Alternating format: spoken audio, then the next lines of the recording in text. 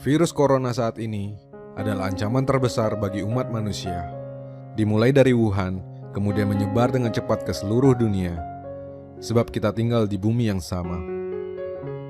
Kalau kamu pernah menggunakan istilah virus untuk menggambarkan sesuatu yang menyebar dengan sangat cepat, maka inilah virus yang sebenarnya, yang harafiah, yang pada versi terbarunya begitu mudah menular antar manusia, yang datang tanpa diundang, yang senyap, dan tumbuh secara eksponensial dalam waktu yang singkat.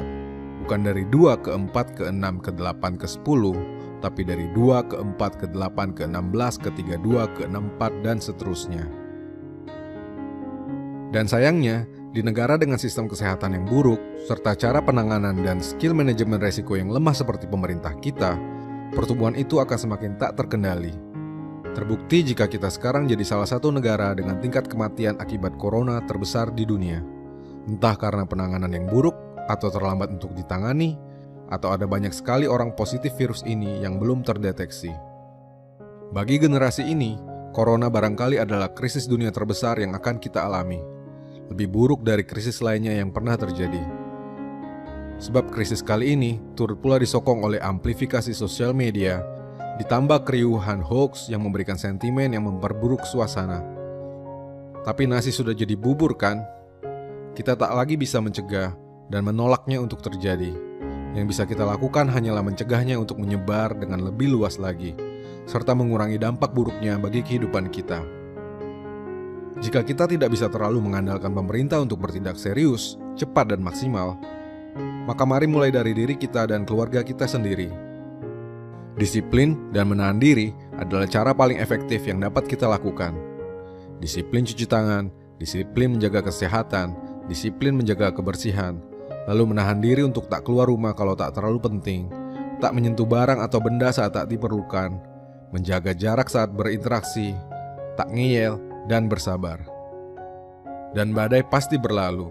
Pengalaman menunjukkan itu. Umat manusia kemungkinan besar belum akan punah karena virus ini. Setidaknya ada 2 skenario yang dapat terjadi. Ditemukannya vaksin yang ampuh dan atau virus tersebut bermutasi serta melemah dengan sendirinya, seperti H1N1 yang sebelumnya begitu mematikan yang kini telah jadi flu biasa. Tapi itu membutuhkan waktu yang tidak sebentar. Setidaknya dibutuhkan waktu hingga berbulan-bulan ke depan. Atau paling buruk, ia akan memakan waktu hingga bertahun lamanya. Yang jadi tanda tanya besar adalah apa yang akan terjadi saat kita berada dalam kondisi ini dan apa yang akan terjadi setelahnya. Percayalah, virus ini tak main-main karena memiliki efek domino yang sangat mengerikan. Pertama, krisis keuangan global. Roda ekonomi lesu, saham anjlok, rupiah terpuruk, harga emas melemah, harga minyak ambruk. Segala jenis usaha yang menyandarkan diri pada kerumunan massa akan luar biasa terpengaruh. Pariwisata, transportasi, retail, otomotif, hiburan, event organizer, hospitality, hingga pedagang asongan. Usaha mikro, kecil, dan menengah secara perlahan akan menerima dampaknya. PHK besar-besaran tak lagi terhindarkan demi efisiensi bisnis.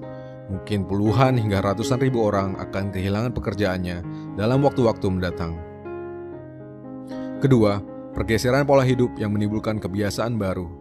Kerja dari rumah, belajar dari rumah, melakukan interaksi sosial yang berjarak. Kalau kamu ke Alfamart dan membuka pintunya dengan siku selama 1 hari, mungkin itu biasa. Tetapi kalau kamu melakukannya berbulan-bulan, mungkin kamu akan meneruskan kebiasaan tersebut untuk waktu yang lama.